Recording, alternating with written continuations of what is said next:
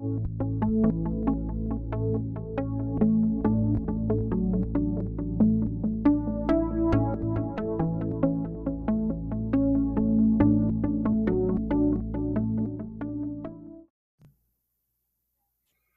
everybody. This is Mike Harrell from Miami, Florida, and today I'm going to be interviewing Kim Parker from Melbourne, Victoria, Australia. And Kim has had a lifetime of extraordinary experiences, starting from a very young age up into the present. And she covers a lot of ground, a lot of consciousness. She has stories about the ET people and interdimensional people and a whole host of other things. But I think we're going to get started with Kim.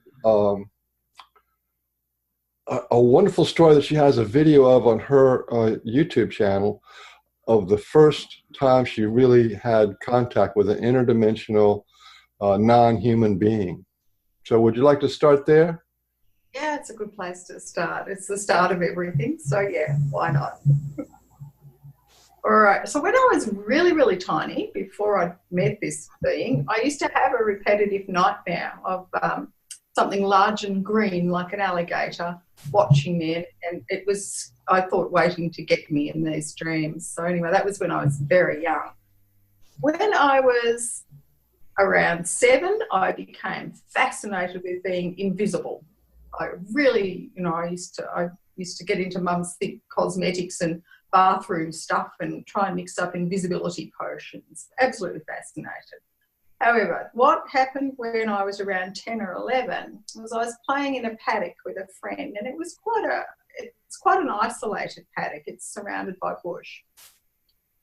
And it was it's a very steep paddock, and my friend was down the bottom, and I was just sort of idly wandering up the paddock. I was about halfway up the paddock when I realised that just ahead of me I was looking at a thigh. It was just in the paddock ahead of me was this thigh, and I sort of looked at this, and it had a boot on which came up over the knee, which I had never seen before, and the thigh was just so muscular, and I stopped dead because, you don't usually see thighs in the middle of the paddock ahead of you. And, being a little kid, I was aware that there was 2 thighs, but I was looking at this one, and I followed it up to the torso, which when my eyes sort of got up to the chest area of this being, my brain stopped, because there was nothing that it had to compare with what was happening at that chest area with anything it knew. And so for me, when people say, oh, it's a hallucination, I just don't believe you can hallucinate something that your own mind then says, I don't know what that is. I can't find any rational comparison, So when your brain stops, it's interesting. Time sort of stops too. So I'm looking at this chest area and thinking, I don't know if that's skin or has that got clothing on or what, because I'm a little kid. And all right, in the end, I gave a mental shrug and kept on going. And when I got to the face and looked into the eyes, that's when it realised I could see it. And I knew that it had the most amazing eyes. Like you tend to say it was orange or it was gold. It's a colour that we don't have. It was like a mixture of the two. They're just amazing colour with black slits in them, like a crocodile or an alligator. And when I made eye contact, immediately it knew I could see it. And it was as shocked as I was that it was standing there. It was huge. I estimated later that it was well over 7 feet. That was allowing for the slope of the paddock. And it was very big. It was a big muscular body, which I'd not seen anything built like that before. There was a degree of perfection to it that even as a child I realised it was quite beautiful, even though it was totally alien.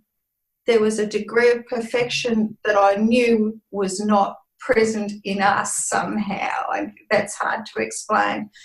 Anyway, it spoke directly into my mind, and that's classic telepathy, isn't it?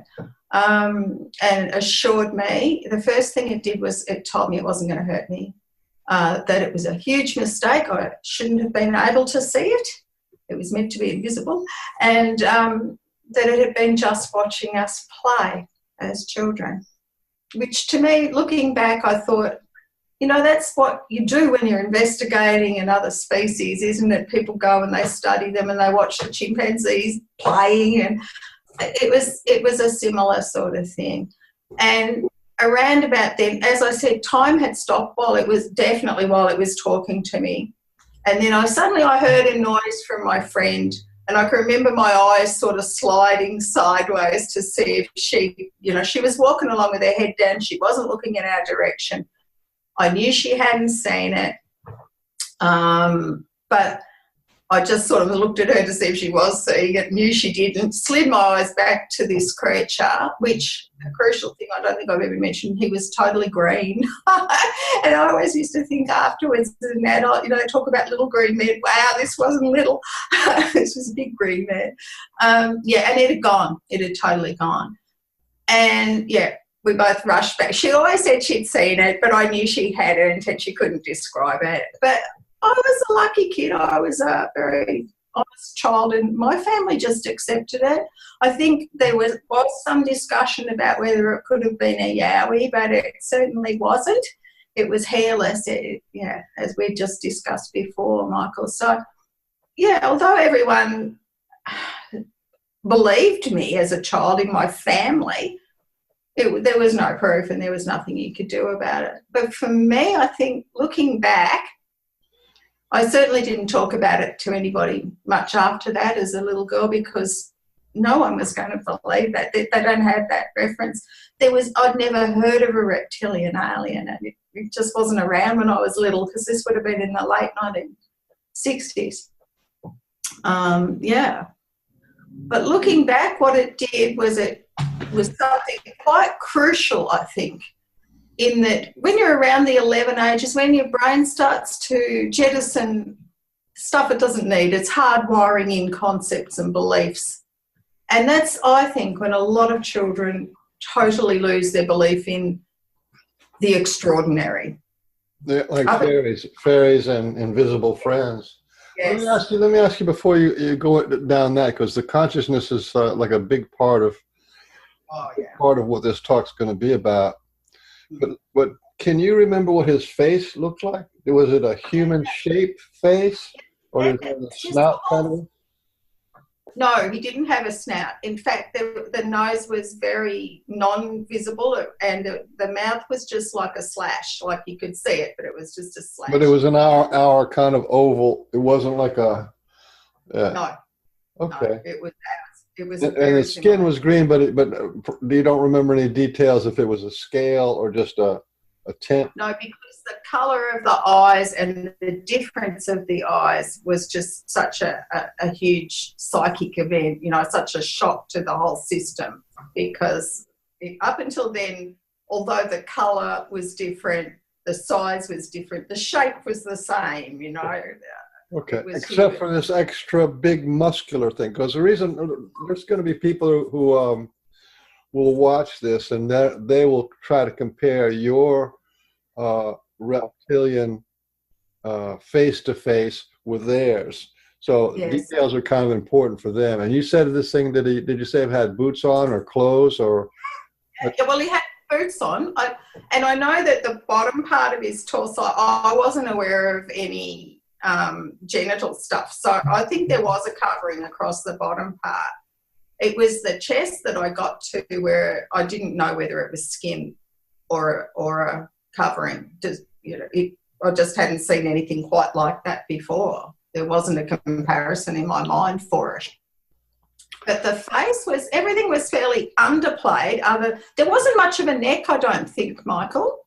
I remember there wasn't much of a neck, but the eyes and the shock of that pretty much took away any real ability to look around the face, if that makes sense. Oh, yeah. And you were lucky, because I've been on craft before and spent a lot of time on craft, and these people would blur their shape. I could see their torso pretty good, but I could not see. It was just kind of like this uniform color. Okay. I mean, kind of a fog thing. So you're Yep. lucky that you do have a memory of that. But the other thing is, I wanted to like throw in here is just when you opened up, and that is that you had memories of dreams or visions or, you know, hints of this alligator man or alligator being that was looking at you. And what was your age around that time? I'm thinking I've got to be preschool. So he's been watching me for a long time, I think. Yeah, when I lived there. Yeah. So I think that it was there before. Preschool, that's real little. Yeah, real little, because I just had this recurring nightmare of this large green thing like a crocodile watching me and waiting to get me. So, and then it stopped after a while. It stopped. I wasn't having those recurring dreams like at school. It was really early on. Right. And so did anybody else, this is like one of those scientific questions, did anybody else in your family, going back to your parents and grandparents, ever have any unusual paranormal visitations or experiences? I would say my mother had psychic stuff happening. I know she once told me about a lovely conversation she had with what she called God, when she was told that God had a good sense of humour, which I think is entirely true. Yeah, I wouldn't have been surprised with my mother, for sure. But no one, you know, and I also had a very interesting dream about my father years after he died, when I went to visit him and he was still in our family home, and he said to me then, come and have a look. Do you want to read about my alien experiences? That was interesting. And I also had a dream of being a child again, and my mother and I were floating up above our house. There was a craft above the house, and we were floating up, and in this dream I was screaming at my mother to wake up. She was not conscious, and I was just screaming at her to wake up, mummy, you know. So I wouldn't be surprised if there was a whole heap of stuff, but, you know, they're all gone now and there's no way to investigate that, really. Well, what a good start! What a good start on an extraordinary life.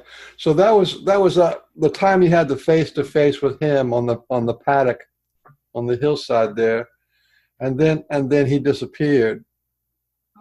But you said something else which I thought was really interesting, is that you felt like he opened a channel for communication. And obviously you'd already had a psychic ability to see him, because in my opinion, he was cloaked to a normal person. Yes. Now this, in the Sasquatch community and the Yowie community, there's this very common for there's some people to be able to look right at a Sasquatch or a Yowie, and they will see him clear as day.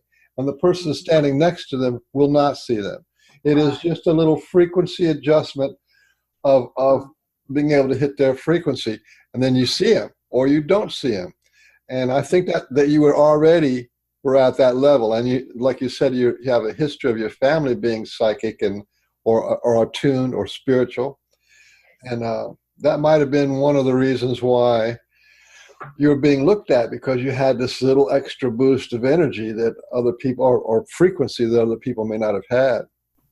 Yeah, that's entirely true. I tend to agree with you. It's a bit chicken and the egg which came first, but going on the dreams that I used to have as a you know, a little tiny girl, I think yes, there was a psychic element perhaps that ran through the family that was enough that I was aware of him at some level from the beginning. After that event where I actually came face to face with him, I was much more aware of him. And that's a very hard thing to describe. There actually aren't, to me, adequate words to describe when you can feel whether somebody's or something is around, as opposed in your mind, as opposed to, you know, you hear them, you see them, etc. You know, to actually be able to walk over to that paddock as an adult and know whether he was around or not around was possible by a sensation in my mind. And he would not communicate with me after that. I tried very hard. So now that's like another page of the story. That means, which I think you touched on before in the other video, that for part of your adult life, you were able to go either to that paddock or to remember that event, and you could feel if the same being, you could feel psychically, intuit, or sense that he was still around. Yeah, definitely. And that is pretty compelling. And then this went on for how many years? Until I left, really. So from that time on until I moved out around the 18, 19 mark. So, and I would still be going back then. So we would go, oh, yeah, I was in my late 20s, I think, the last time I probably had any awareness of him. And as an adult, I used to look back and think of it really in terms of, like, you know, Diane Fossey or somebody who is out studying a different type of thing, living in wildlife. And I think he was there on and off for years. He wasn't there all the time, but I think he came to the area very frequently. Well, that still sounds like a classic contact, which is when an extra-dimensional, interdimensional beings, they study you or they care about you and they follow you. So, well, why don't you move on the story forward to some of the things that happened to you after that initial event, and some of the more interesting things that began to develop in your otherwise normal life. Otherwise normal life, yeah. I think, you know, my life probably wasn't that normal the whole way, and I soon learnt to not talk about a lot of it as a child. For instance, I used to see auras quite clearly as a child, and when I worked out no one else was seeing them, I pretty much stopped doing that. So, you know, there was that. Gosh, where do you even start, Michael? Definitely a very active dream life all my life, and things that I would dream quite often happen. Yeah. I went on from there. I had other UFO experiences. I've seen many UFOs. As a child, though, I've been clairaudient all my life. I've heard voices, which is kind of entertaining in a sense, because I've been to quite a few psychiatric evaluations with other people as the, you know, sane, well-grounded, emotional adult support.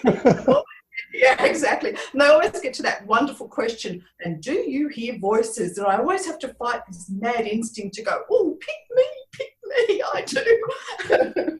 But yeah, anyway. So yeah, I've been clairaudient. So I was aware even as a child. I can remember looking at water coming out of a hose and a voice talking to me about how that related to us as what we were, that you could be a separate drop and then the drop would reform into the stream of water. I mean, I was a little kid with the hose. So there was a constant download of that sort of information about the nature of being since I was a little girl. And that's gone on and has ramped up since I did shamanism in my 50s. But it's been there all my life. But, you know, we could go to more UFO experiences if you want. Or I've had dog hauntings, and I can, you know, mediumship stuff and so many different things. But for me, really, all of those things. And I used to say I was like a spiritual jack of all trades. You know, there's a bit of everything in there. The only thing I think I haven't had is a near-death experience, and I don't use any drugs. I've never been in. So, you know, I think life's entertaining enough for me without adding in drugs. Well, maybe since you're having a hard time following your plot, it's too big. Let's jump into when you so all this stuff is happening to you, and it's been like, you know, you're the drop, you're the ocean, you know, it's like kind of those cosmic downloads that happen. Yes. And but then somewhere they said when you're turned around 50, you decided to actually hang out your shingle and say, well, I'm actually a shaman now, and, you know, do whatever you did. So why don't you talk about that, and then we can use that to go back to anything else that might be relevant. Okay, that's a good idea. All right, so actually I went kicking and screaming to shamanism. I wasn't remotely interested. Professor John Mack, actually, in one of his things that said that a lot of UFO experiences and abductees are drawn to shamanism in the end because they realise it's like an initiative type experience, which I understand now, being both an abductee and a shaman. But I wasn't interested. I'd spent many years following the works of one Murdo MacDonald Bain, and he very much is a very interesting man. He died in the 1950s, but he trained metaphysically in Tibet, not in Buddhism, but in other things. And he very much taught that you don't need ritual and ceremony, you go direct to divinity. So when I got to my 50s, one of my cousins had been interested in this American shaman for years, had lent me a book, which I hadn't even bothered finishing. It was, you know, just not me. But she was going to an event and she sent round an email saying, who wants to come? And I thought, gee, I'd like to spend some time with her, so I'll go and she can do the event and I'll just meditate while they're all doing their thing.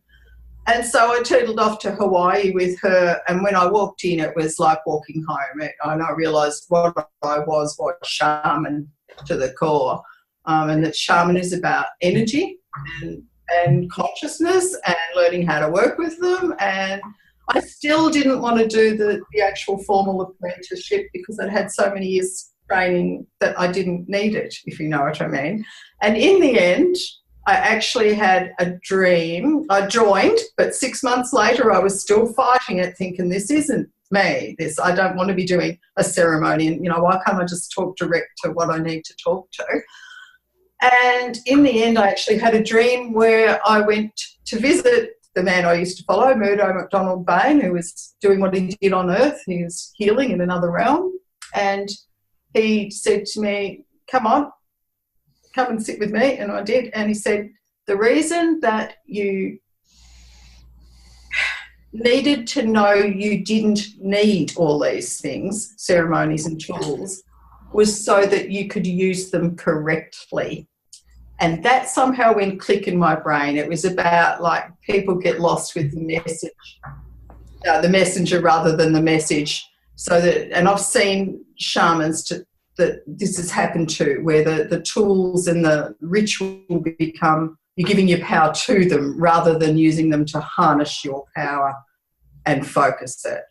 So I needed to learn that in order to be a good shaman. Well, shamanism is like maybe even one step away from the guru kind of a thing, and in the guru realm, there's some shady gurus and some kind of greedy, needy gurus, and then you can find the ones that are like the real deal, honest and true. And I suspect it's even worse in shamanism because that's not quite as looked at as the guru people are. Yeah, that's true. Yes, and I remained, very, I don't know. There was a part of me that knew that it was just like finishing school in a sense, and to do it, and it would just polish what I was already doing and who I already was, and that was true. It worked really well for me. Mm. Well, these kind of abilities, like I know the things that I've learned later in my life, because I actually had a guru, is I was taken back with some help from some friends and shown that I had this gathered information and knowings from several lifetimes back, and then many lifetimes back, and then they went zoom way back. So I'm not really sure why certain people have these memories and certain people don't, but there are people walking on the planet who can capitalize on many, if not all, of their past lives, and it just kind of clicks for them into this lifetime where they can utilize the experiences they had as a shaman or as a guru or a magician or whatever it is. Yeah, I totally agree with you. I had a similar experience when I'd been to a shamanic event, and I realised that, and I actually had the same sort of thing where I realised I'd actually died as a Native American centuries ago, I told went home to the stars and that I'd agreed to come back at this time. So yeah, and from that I understand that there are many shamans appearing, because shamanism needs to move into the Western civilization because it melds so well with quantum physics. Quantum physics is starting to make sense of shamanism, and so is epigenetics. So those are two things that I'm well acquainted with, both quantum physics, which I think is a hoot. I think it's fun because those guys keep saying they don't know. It's all so mysterious, but it's not mysterious when you understand what's going on. It's the simplest. It's like consciousness 101, really. Yeah.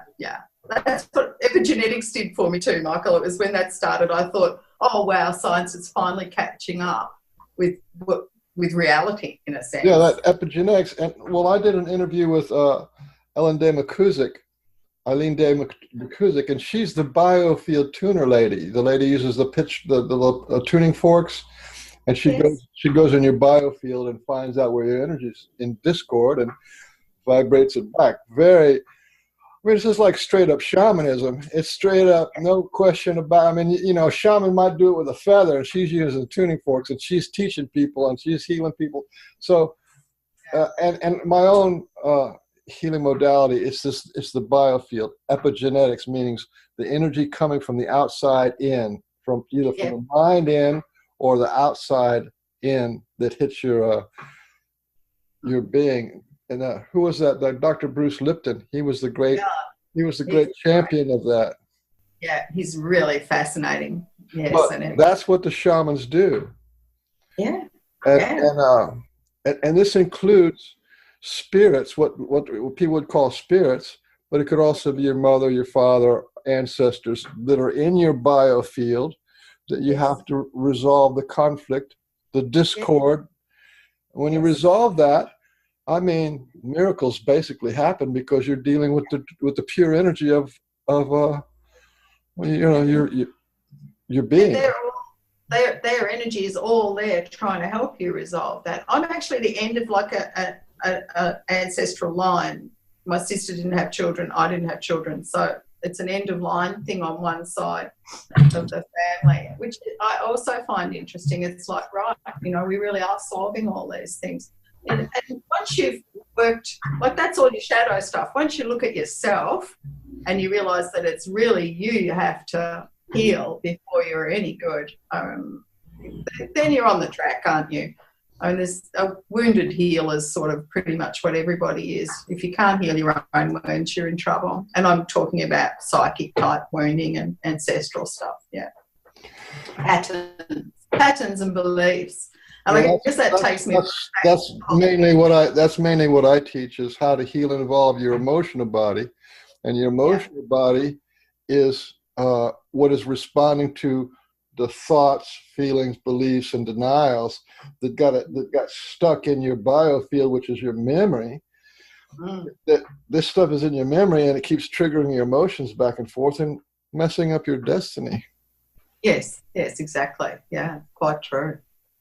It's an interesting life, isn't it? And I think that's what really, it's always the things I've really been interested in are beliefs, because I realised when the original event happened with that reptilian, what it did was shattered a worldview. I knew that we weren't the cleverest beings in existence. I also knew beyond any shadow of a doubt that there were intelligence that were perfected much further along a field of development than us. And so, you had this little girl for whom magical thinking didn't die because it wasn't magical, it was the reality of my experience. But what I totally understood was that beliefs were malleable. They're just agreements that you've made either within a society or a family or whatever. They're totally and utterly malleable, particularly in terms of experience. So from there I went on to what do we believe? And I read a fascinating story as a teenager, and I think it was a Philip Dick one, and that was about beliefs. And so I've just stuck with that all along. I think what we believe is crucial to how we express the reality of our own divinity in the end. I want to chime in on the one word that you said, and that is that when beliefs are malleable, that transformation happens, new understanding. But when a belief becomes fixed, then you are fixed. You are stuck. Yes, And also there's a funny thing that happens with the identity of a belief. You know, like if it is my religion or my truth, or when you tag your identity onto a belief, then that makes it more rigid. Yes. Yeah, and rigid beliefs are mostly what we have to deal with. Like, I'll give you, for example, like right now everybody hates the government. The Australians hate their government, the American hates their government, the British hate their government, everybody hates their government. And yet, we haven't really, we hold as a sacred the idea of government. Nobody says, well, we shouldn't have government, or we should change our government. But it's been generations of war and generations of people disappointed with the government. You can't just dissolve it, you know what I'm saying? But that's an example of a fixed belief. It's like, well, that's part of the culture. Well, this is the way we do it, or this is the way it's done in our family. And that's the kind of stuff that, I wrote this quote the other day. I said, slaves will fight you to maintain their quality of life. That's the belief. It's just a belief. Yeah, it's a belief. And I think one of the best things I heard clairaudiently was, the less you believe, the more you can experience. Yeah, because seriously, what you believe determines what you're going to allow to take place in your life. You've tacked your identity to it. So really and truly, the less you can believe, the more chance you have of experiencing some fabulous realities. Well, my favorite quote, which is probably the only quote that I've ever had that was worth much, is this. My quote is, belief is a power, but not believing is a superpower. Yes. And that's really true, because, you need a certain amount of belief to get along in the world, but to not believe, it's like an exercise. How many things can you drop your beliefs on and still survive? Nobody died from lack of belief. You know what I mean? That's right. And we think about, well, do you need belief in money? Well, you can use money and not believe it, Yeah, you can. That's entirely true. Oh, yeah, because it is a fine dance. The rest of, you've got a community and a global community that has beliefs, and you do have to dance through that, don't you? So that's part of it, is dancing through other people's beliefs and not letting them attach. Or they're really confirmed disbeliefs. I mean, believing and desperately not believing are sort of the same thing. You're still believing something. So you've got all the people who say, I don't believe in UFOs. They're not going to see one if it lands in the front yard, are they? Well, one of the things that concerns me is is that we believe our family history. Going back to the healing, mom did this, dad did that, dad did this, that, mom did that, and then my sisters and brothers. So we believe this stuff, and we form a story out of that. And if we have fear, or we're an angry person, or even if we have illness in our body, it always traces back to these childhood beliefs, these childhood traumas and dramas, and the things that bugged us, that hurt us, that formed our fragile mind. And these are the things that these remembrances, they're almost never true. They are never true. They're a one-sided polarity of a view of what was going on, and they're a child's self-defense mechanism that locks it in and says, don't deal with this now, it's too much, it's too big. And then they live their life. And this is what becomes, fears and phobias and anxieties, depressions and stuff later on in life. And it's all based on imprints that you form a belief in. Something bad happens, and then you say, oh, it's my fault. That's the belief. Yes, it is. Or I'm not smart enough, I'm not good enough for something like that, or I'm not allowed to love, I'm not allowed to be myself. These are the beliefs that came after the event. Yeah. Yeah. And I think that what people always lose track of is that you can go back to that and change your mind. You're allowed to choose again. There's no, there's nothing that says you can't go back into your own mind and go, that's when I decided I wasn't good enough. And now I realise I decided that for the wrong reasons. So I can be good enough. Like you can always, again, it's a belief is a malleable thing. You can choose again. You can change your expression of who you are whenever you want. Not only can you, I totally absolutely recommend it. I teach it. Of course. You almost, it's like I use the analogy of shoes. When a child grows up, they change their shoes often. Every year, sometimes every 6 months, they have to buy new shoes. Well, we have these beliefs that we formed when we're 7 years old and 10 years old. And those beliefs squeeze us and they don't fit anymore. At some point, you have to do a life review, a soul cleaning. A lot of people have to wait until they're in their 50s where they do a midlife crisis and they have to like shake off all that stuff and all the regrets. And Yep, absolutely.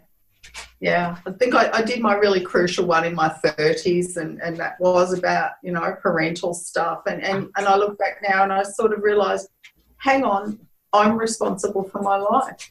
It's me. I have to change my life. I'm the only person who can change who I am, really. And I change it by my choices around those traumas and events, yeah. And then there's the past life stuff, which I have to add in because traumas accumulate over lifetimes. Excuse me. Yeah, I totally agree. Yeah, definitely. And I've got a scar. I was born with a scar on my stomach, and to tell you the truth, if anyone points a knife at me, I just I go cold. So yeah, I think of course there are things that are past life traumas that you're dealing with. There's generational patterns of addictions and abuse and all sorts of stuff. Yeah. And the women treated badly, Indians being treated badly, black people, the black fellows in Australia and the black people in America being treated badly. Yeah. And this goes on clearly from generation to generation. It does. It really does. But the other thing you realise is that if you're really looking into past life stuff, you've been one of them. And even if you look into your DNA, I've got DNA from places I'd had no idea. So in essence, it is all the one species. We are the one thing in that sense. And to be saying, oh, well, that person's darker than that person, it's just all cracked, isn't it? It's that total belief in separation. And I guess what I started with as a child and where you end up with, is that you really come back to on the mystic trail of like, we are all one thing. We're the one energy. And I think that's where all of those different experiences all hone down into advancing you on a spiritual level. And they're doing that because until we as a species don't take care of our own individual advancement spiritually, we really have no control over all of the technologies that we're building that aren't in line with an advanced spiritual perspective. We're using things incorrectly. So personally, I think all of those things, if you take all of the experiences, the UFOs, the Clairaudience, the whole lot, in the end, what you're doing is you're being trained by intelligence, by cosmic consciousness, by a benevolent cosmic consciousness to be the best possible manifestation of your own divinity that you can be. And I've got cats fighting. So I'll just say, get out of there. Sorry, cats in the room. Well, I couldn't agree more, because I've done quite a few little interviews, and I listen to a lot more, maybe 20 more stories from people than I do interviews on. And almost universally, every kind of contact, even what people consider pretty negative contact, always ends up for the betterment. People have a wider view of the world. They have an expanded sense of self.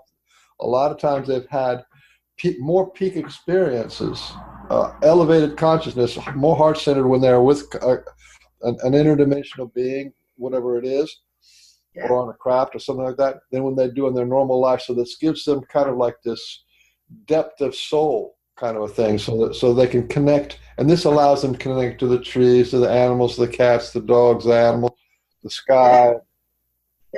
Just makes them a bigger, deeper, and richer person, having what do you call it, contact with non-human intelligent beings. And this is a wide range from ghosts to four-legged people, all kind of stuff that you can have contact with. Yeah, there really is. Water, rocks, mountains. Yep. Yeah, absolutely. I've had a chat with the spirit of a mountain. I've got rocks that, definitely you communicate with. They teach you things. And I know that sounds as wacky as, but what's really happening is, I don't say the table's got consciousness. What I say is consciousness has the table. Consciousness is in everything. And what you're actually learning to do is to communicate with that expression of it. It's we are individualized only as an expression of the one unified field. So you can, in the end, talk to anything because consciousness is moving through it. That is so profound, and that needs to be, championed. Everything is consciousness, and as consciousness, it is also can be considered to and related to as a being.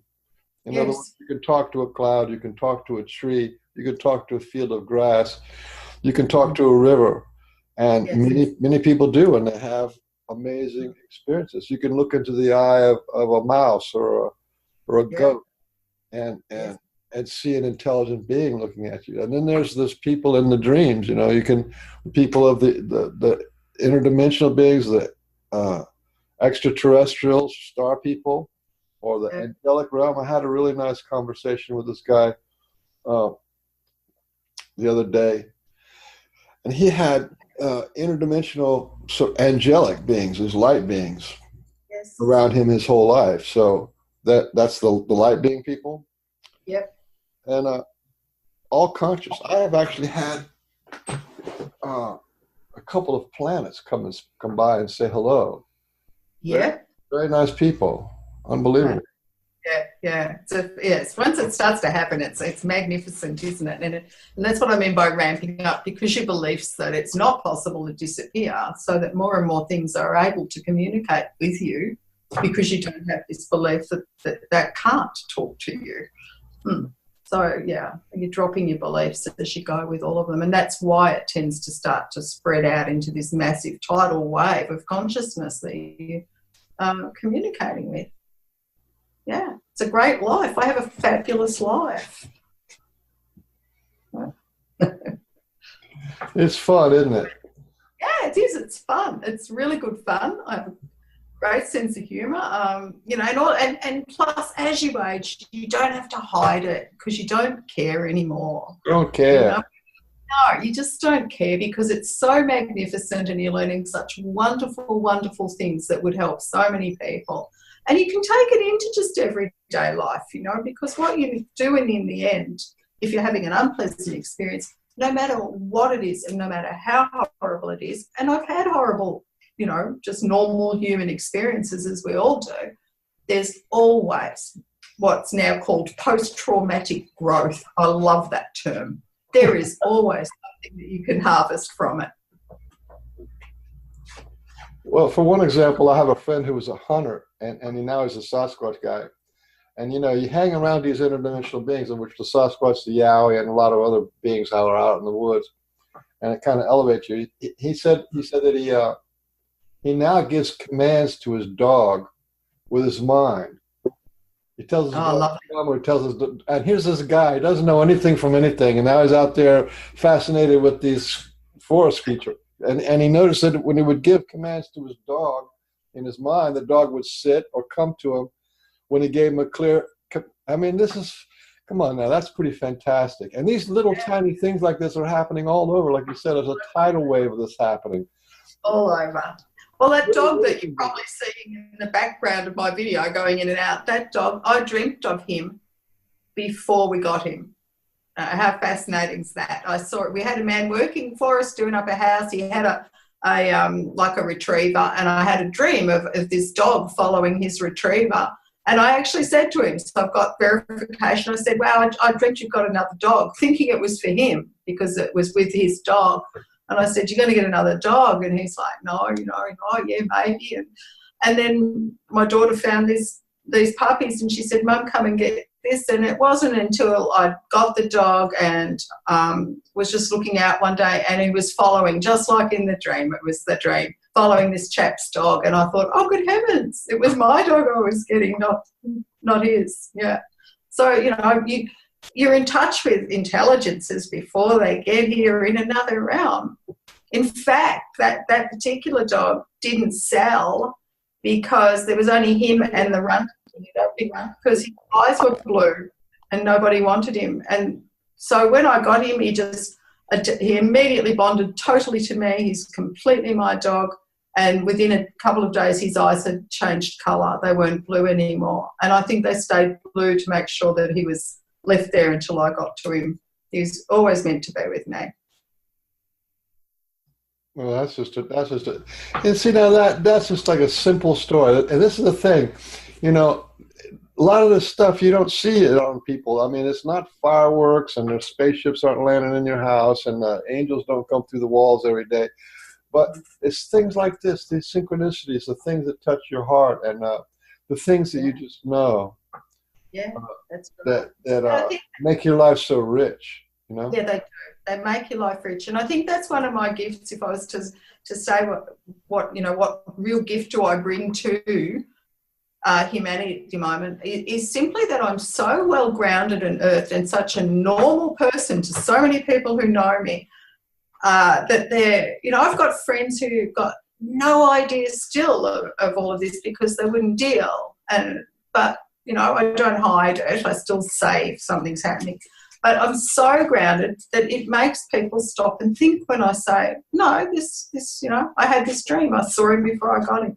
People actually stop and think. And I think that's a wonderful gift to have, to be so normal, whatever that is, that when you do tell your versions of what is, your life experience, people just stop long enough to think, oh, but I know her and she tells the truth and she's sensible and maybe it's true. It just chips away at all those beliefs that say to everybody, look away, look away. I reckon there's a look away basket somewhere that's way overflowing. It's, people just look away. It's weird, I'll look away. Yeah, don't look at that. Whereas I always look. Yeah, I look. I love to look. I love the truth and I don't look away because I've been not looking away for 60 years and I'm still alive and I'm doing fine, thank you. Nothing bad happens when you open up to the spirit world. As far as I know, nothing really bad happens. Now, your introduction to the spirit world may be through the dark guys, the black beings or whatever, shadow beings. That might be your introduction. But once you get through that, nothing bad ever happens to you again. I totally agree with you, Michael. I think you're always supported.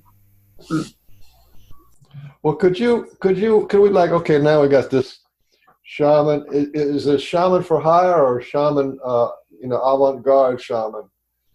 Well, I think I'm probably a bit of a different shaman in many ways, but that's pretty much, it's what I am, but I'm also a writer and it's just a title. I'm just exploring consciousness. That's all I want to do, and whatever level I can do it. Yeah, I've been doing that since I was in my 20s. Yeah. I had the great fortune to meet an enlightened man when I was a man when I was in my 20s, and I was going to mention that, and because of him, well, he kind of wrecked my car because he blew out all the transmission seals in the car that I just had to rebuild, and but it got fixed for free. But then, like a couple of days later, when I was going back to the junior college, I realized that I could hear people talk from 2 miles away from the junior college that I was going to, and and then when I got in front of the library, I realized what it was. It was these people who were reading books, and they read real loud in their head, and I could hear that from 2 miles away. So yeah. So whenever I hear somebody who has clairaudience, that to me means that their consciousness has been boosted up, or they're on a level where they can receive that mind-to-mind communication. Now, a lot of people have this with the Sasquatch people or with the ET people. They have that, but that's to the ET to the human. But when it goes human to human, or you hear people from who are dead or something like that, or you hear a dog or a cat or a horse speak to you, like the horse whisperers or the dog whisperers, that is a cut above normal vibrational frequencies. And when you said that you've been hearing voices all my life, I'm thinking, okay, what my experience was, enlightened man boosted my energy up, and then I could hear people.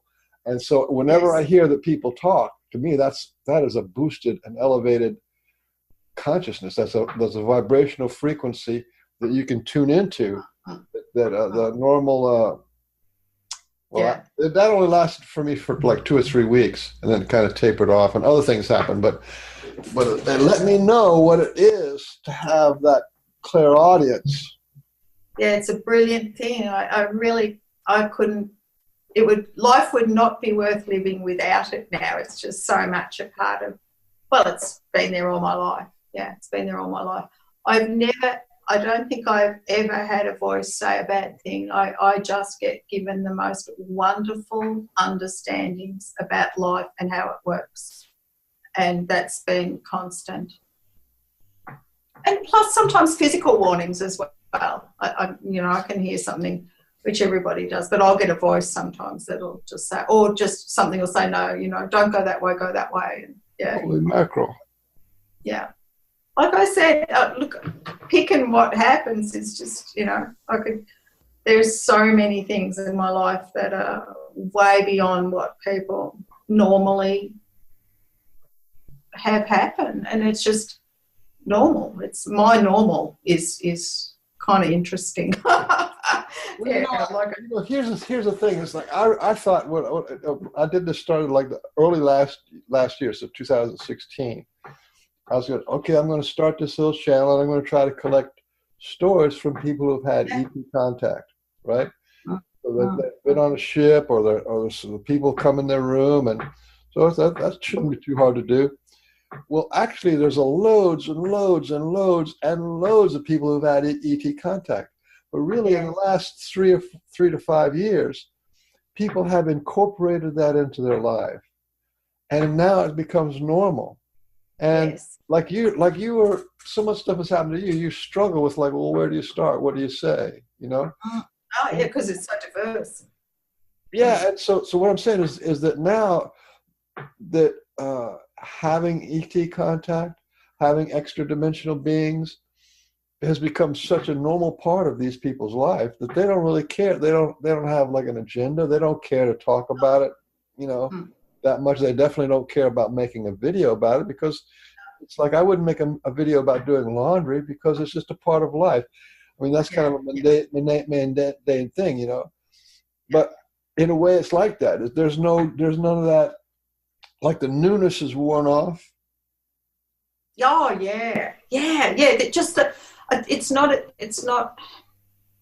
I think for me, it's just the awareness that after you've had all that happen and you begin to get the smallest fraction of an idea about what consciousness is and what it's capable of, you do want to put that out there to a certain degree, so that it's like I said, being grounded, just chipping away at belief systems. It's about trying to help people manifest a better version of their divinity, of their truth, and allowing them to see how huge that can grow, to not be limited in any way, is a wonderful thing.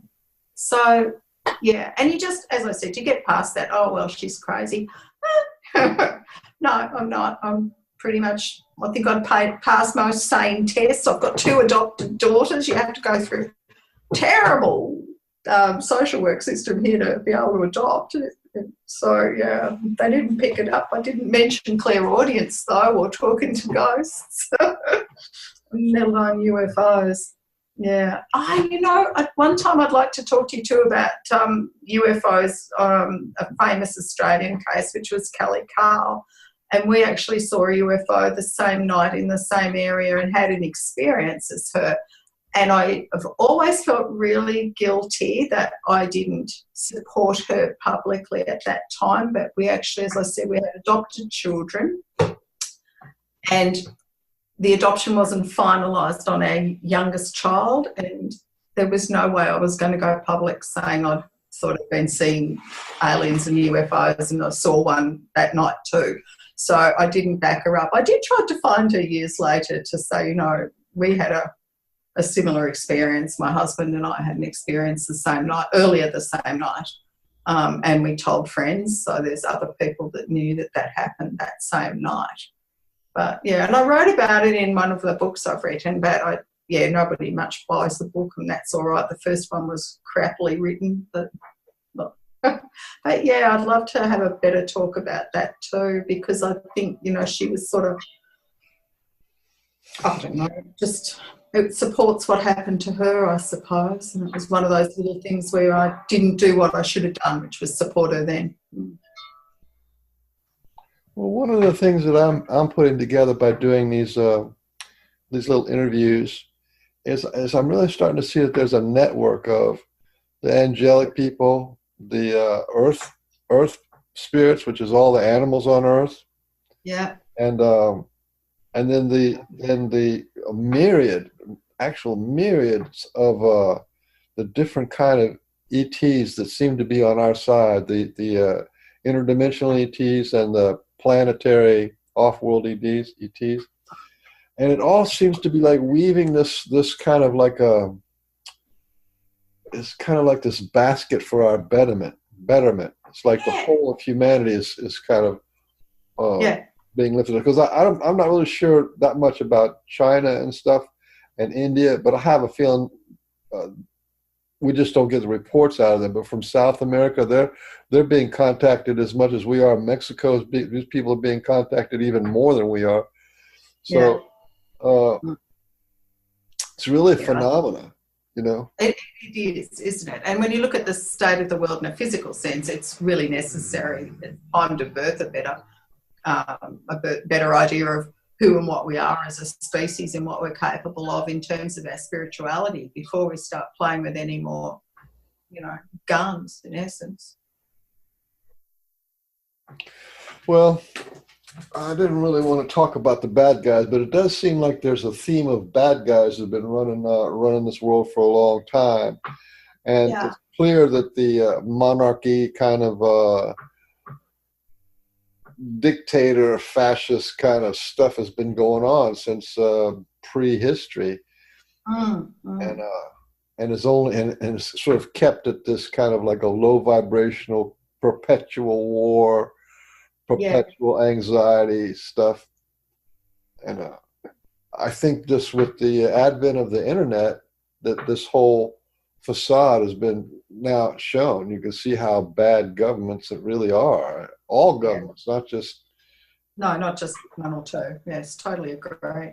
I tend to liken it, though, like I say, look at addiction as a human condition, and in fact, I think it's the human condition in many ways. But for me, if I looked at just, your standard drug or alcohol type addiction, people have to reach what's called rock bottom. So you actually have a dissipation in terms of the individual. They lose their morality, things that as they progress down an addictive path, things that they would never have contemplated they'll do with no thought at all. And I think that's what's happening on a global scale. You know, we're about to go to a 12-step meeting, in essence, in terms of our spirit, because we're reaching a rock bottom and there's no way else.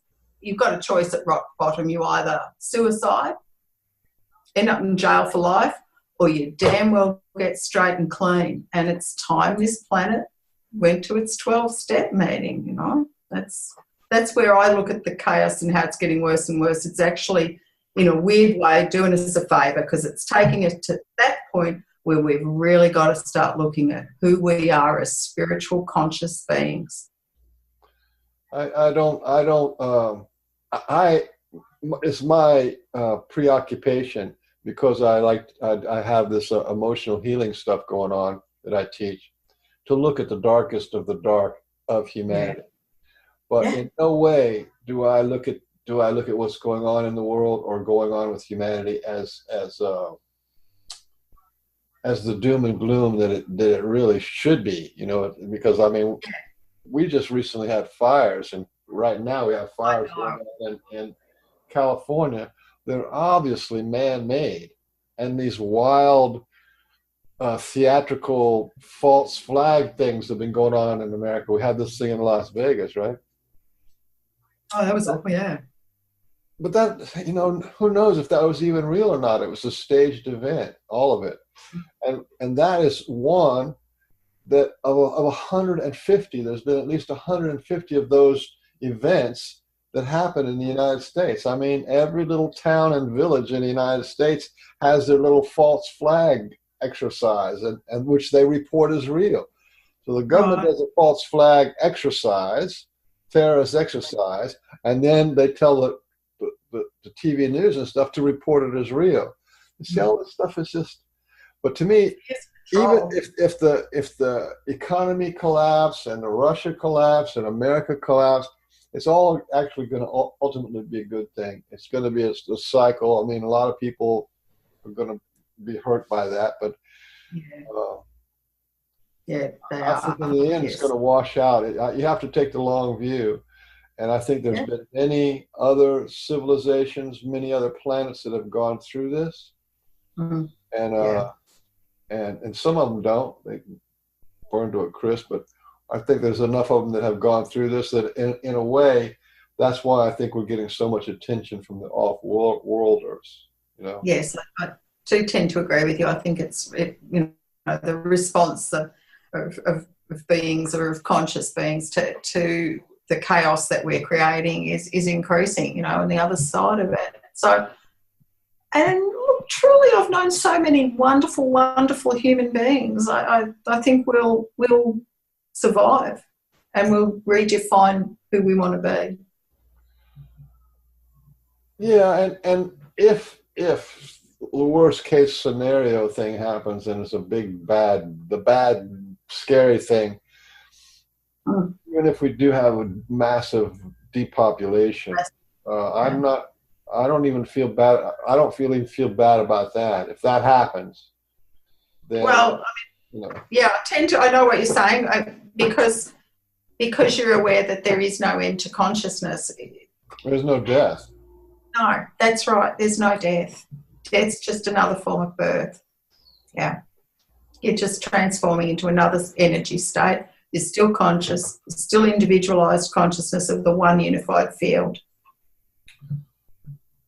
Well, one of the things that I want to champion that I actually talk about, and that is that we need to open up our minds to the fact that we're infinite, immortal, and what was not created. Yes. Yes. And those three things right there, kind of, if you let that kind of fit in there, well, okay, if we're infinite and immortal, that means we've been around this universe from the very beginning. And that just wipes clean so many. Well, do you need a government? Well, what does an infinite and immortal and what was never created being need a government for? You know, and all the stuff that falls out of that. Yeah. Totally agree with you. We've been around forever. We're really just a part of that, you know, divine consciousness, exploring its own perfection, expanding, creating new things. One of the nicest conversations I had with what I call God, which is what I'm talking about, that unified conscious field, was I'd been watching, I think it's, I've forgotten the name of the chap who does all the things on the universe, Brian someone, Smith? No, anyway. That black guy? No, English guy, and he was a rock star. But anyway, he was talking about how the stars are dying and eventually, you know, they'll all die out. And so I was talking to whatever I talk to, clairaudiently, which is, you know, what I call God. And I said, so God, what are you going to do when this, what are we all going to do when the last, what are you going to do when the last star dies, when the universe dies? And quick as a wink, it came back at me, oh, we'll do something new. And I thought, right, how absolutely amazing is that answer? One, I'm part of you. We all do something. We're part of God. We are God. God exploring itself. And we'll do something new. I mean, I can't wrap my head around the universe and the stars and how everything totally works anyway. The whole concept that there's some other reality that we can explore and create is just mind-blowing. So it was a beautiful conversation, and I realised how unlimited and how eternal we are. I had many conversations with God, and not all of them nice, but he turned out to be, at least for me anyway, a pretty stand-up guy. Yeah, me too. I mean, it's just the name you use. It's probably not a great name because so many people have so many beliefs around the name. I tend to go for divinity or consciousness these days, you know, rather than God. I tell you, that God barrier is a big deal. Yeah. We need to break that God barrier. There's me, and then there's this God thing, and then there's this big space. Well, that's not really. Not That's not really the way it is. God is in me. God is in the tree. God is in the air. God is in the space in between the computers. And that's right. God is consciousness in essence. Yeah. That's why I love that. And life force. What is alive is. Yeah. Which takes me back to my original teacher, Murdo, who is all about it's the one life in all life. Yeah. And Aborigines, they go for that too. You know. Yeah. One life. In all related. Yeah, it's all. Well, I mean, one of my most recent things was because we're all about connections, aren't we? People are starting to say that things are all connected and, you know, everything's entwined, like entangled minds and all that's, you know, with DR.EDGAR and all of that type of thing. And I've been exploring all of those connections and weavings of energy for so long. And not that long ago, and a voice said to me, I think it was in a dream, it said, intelligent beings don't have connections. And I'm like, what the hell? And then I realised, of course we don't, because intelligent beings work out that there's only one thing really alive, and therefore they don't need connections. And I kind of got it, and it was like an awesome moment. That's a pretty good one. Yeah. Well, I was thinking of there's 4 ways to experience God as a human being, as an exercise. Let's say as a something you do in a workshop or something, or to teach yourself to break that God barrier. One is if you're walking around, and it's Michael, right? I'm Michael walking around. You can think of as God as being inside you and looking out your eyes. Yeah. So that would be God Michael. So you can practice that experiencing that God Michael, right? Sort of the opposite or corollary to that is that you can be Michael God, and that is that you are God that's using the name Michael. So then it would be Michael God, which is the same idea as, except it's a different perspective. Same idea as God using your eyes is that you are Michael, and what you see out of is God's eyes. So you know, it's like God Michael and Michael God. Because those are 2. The third one is all God. Right. So you just there is no Michael, it's only God. Yeah. And the fourth one is not this, not this. And that is, there is no God, there is no Michael, there is no nothing. Those are the four ways that you can interface with your belief system, with your experiential belief system of God. And all those will help you break the God barrier of separation, creature, created, creator. Yeah. That's got to go. Totally agree. Totally agree. But you realize that people just, like when you say, I am God, in essence, because so are you and so is everything, it's almost, I mean, you're being blasphemous, aren't you, to so many people with religions? Yeah, it's scary, isn't it? It's a God barrier. Yeah, yeah. It sure is a good God barrier. Mm. And then you come back to the belief systems. So I'll just keep chipping away. Also, when it comes to healing, it keeps you from doing your healing work, because you go, well, God made me this way, or this was God's will, and this was where you advocate your responsibility for your own life, memories, events. Yes, belief in separation is just a horrendous belief, isn't it? I know that I knew a healer, and they said that someone, he taught that healing, and he was a good healer, what you're really doing is the God in you, that consciousness, that universal consciousness in you actually manages to communicate with the universal consciousness in the other person and return you to your perfected state, because your perfected state knows that it's not separate. So it's all these beliefs in separation that create illness in the end. It's that belief that you are a separate being, and you can't be. Consciousness it moves through the atomic space of matter. It's everything. It is everything. So you can't be separate from it. But cracking that in people is really, it's a hard one. What's happening slowly across the planet, isn't it? There are so many more people now. Yeah. There's an awakening of these little things, but I tell you, the awakening to those who have been awake for a while, it seems like it's going kind of slow. Yeah, I know. There's a thing that I wanted to mention to you, which I had sort of a realization the other day, and I actually was going to write about it or say something about it, but I'm glad we have a chance to talk about it now. And that is, I learned from the internet that people are only dead for 16 months, a year and 4 months. That's the maximum amount of time before you take a human body again.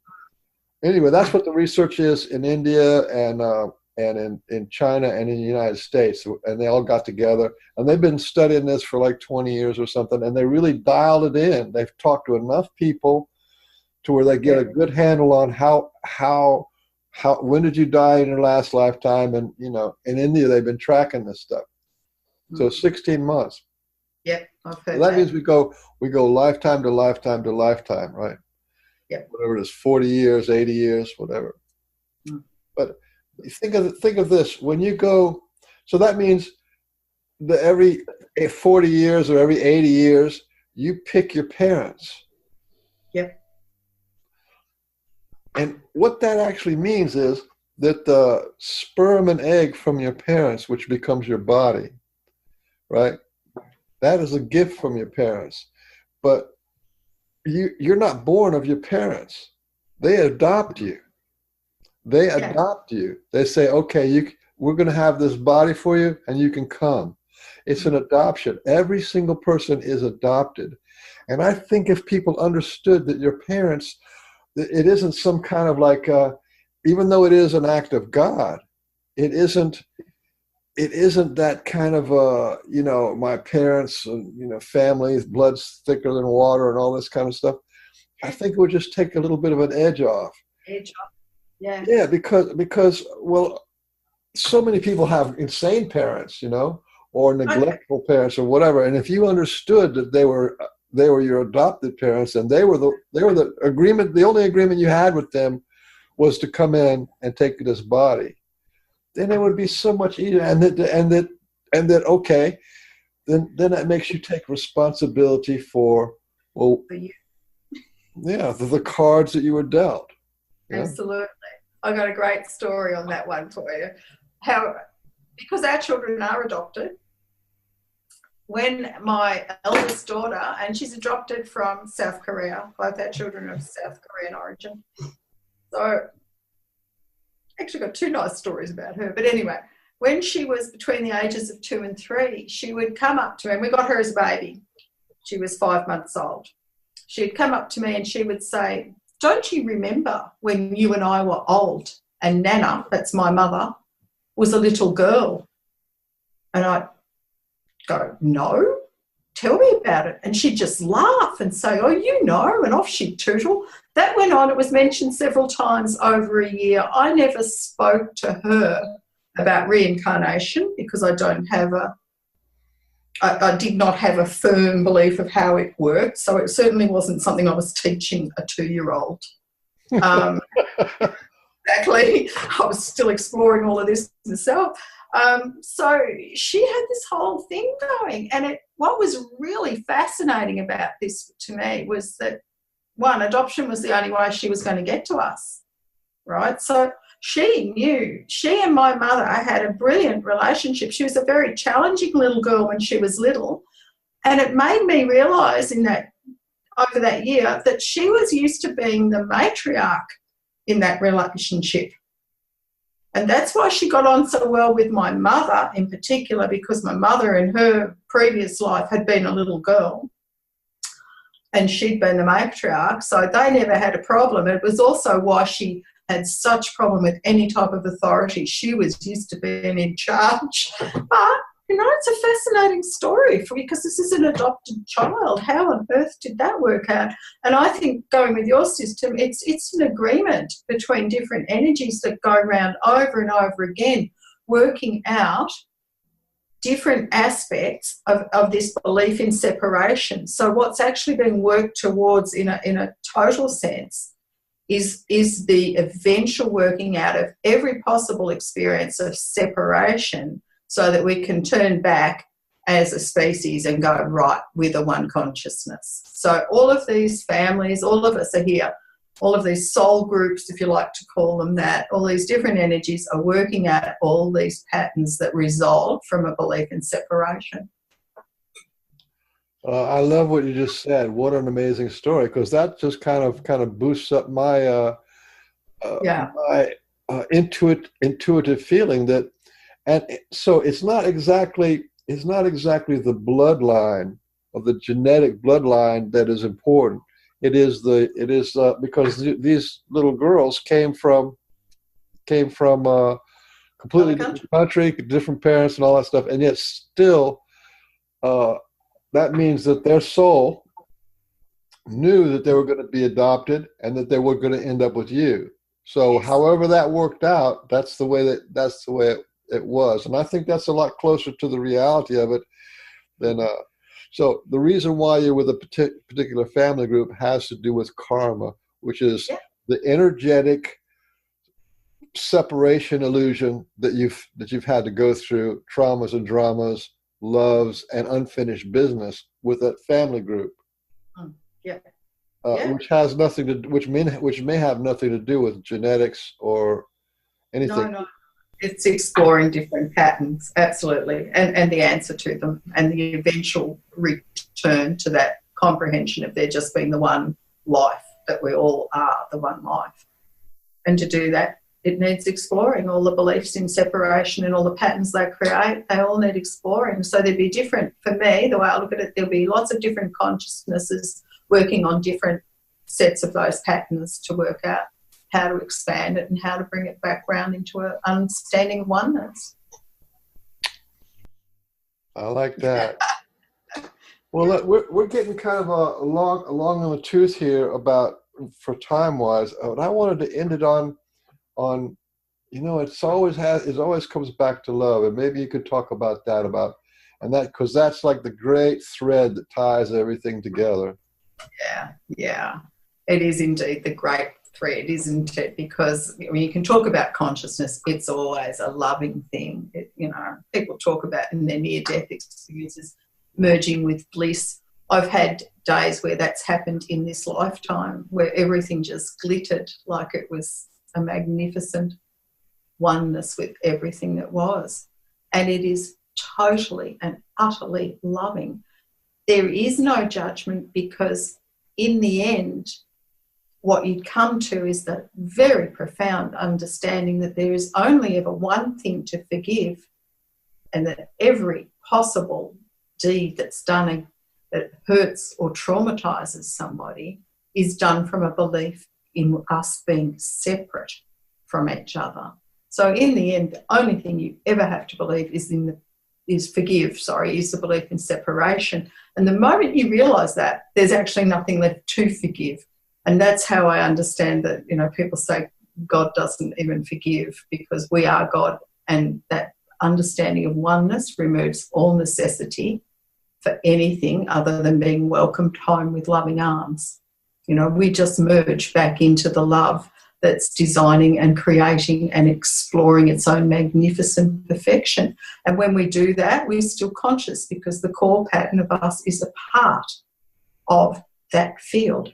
And it and other core patterns work out different issues over who knows how long, because time's not really relevant in that state anyway. Love just is. It's actually everything.